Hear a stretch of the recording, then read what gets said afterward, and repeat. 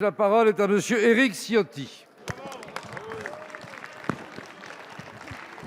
Merci, Monsieur le Président. Ma question s'adresse à Monsieur le Premier ministre.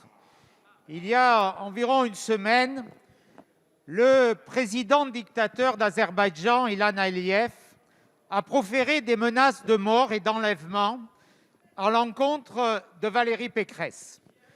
Valérie Pécresse s'était rendue il y a quelques jours dans le Haut-Karabakh et en Arménie pour témoigner notre solidarité avec le peuple arménien martyrisé par l'Azerbaïdjan, un peuple arménien auquel nous devons dire, fort de nos racines communes, de notre histoire, de notre civilisation, que nous avons en partage notre soutien dans l'épreuve qu'il subit.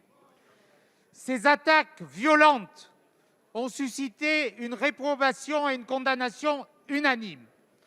Or, Monsieur le Premier ministre, dans ces réprobations, nous n'avons entendu d'aucune façon votre voix, ni celle du Président de la République, ni même celle du ministre des Affaires étrangères. Ce silence est extraordinairement assourdissant. Monsieur le Premier ministre, je veux vous demander solennellement aujourd'hui, comme les 3 présidents de nos groupes, et notamment Damien Abad et Bruno Retailleau l'ont fait, pourquoi vous n'avez pas condamné ces paroles? Est-ce par complaisance à l'égard de l'Azerbaïdjan ou est-ce plutôt parce qu'il s'agissait de Valérie Pécresse, la candidate de la droite républicaine qui va battre Emmanuel Macron? La parole est à monsieur Jean-Yves Le Drian, ministre de l'Europe et des Affaires étrangères. Monsieur le député Éric Ciotti, le président de la République répondra aux 3 présidents de groupe, mais le ministre des Affaires étrangères que je suis peut d'ores et déjà vous dire que les propos tenus par le président Aliyev, s'agissant d'une élue de la République, qui plus est d'une candidate à l'élection présidentielle, sont inacceptables sur la forme et sur le fond. Je l'ai fait connaître, je l'ai fait savoir avec fermeté à l'ambassadeur d'Azerbaïdjan en France. Et il le sait. Si je peux me permettre une remarque, monsieur Ciotti, on se connaît depuis longtemps, mais je trouve par ailleurs regrettable que ce déplacement n'ait fait l'objet d'aucune information à l'égard des autorités de la République.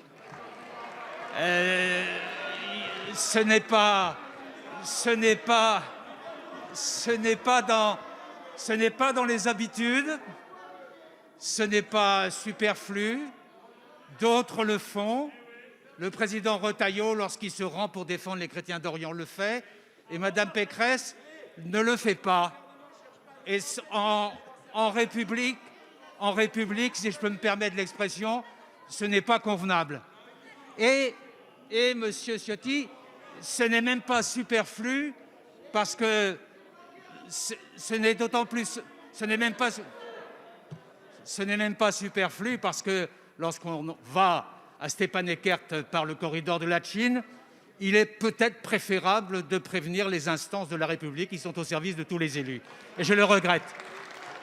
Ceci étant, il importe que, au-delà de cet incident, il importe que la France soit solidaire de l'Arménie. Nous l'avons été. Jean-Baptiste Lemoyne, qui est près de moi, a fait 3 déplacements récemment pour apporter son soutien, qui est reconnu par l'Arménie. Et il importe que nous soyons aussi au rendez-vous diplomatique et politique pour permettre une solution pacifique. Monsieur le député. Monsieur le ministre des Affaires étrangères, pour la première fois, vous êtes sorti de votre silence, nous en prenons acte, mais nous vous disons très clairement que notre candidate ne va pas demander l'autorisation de se déplacer au candidat Macron.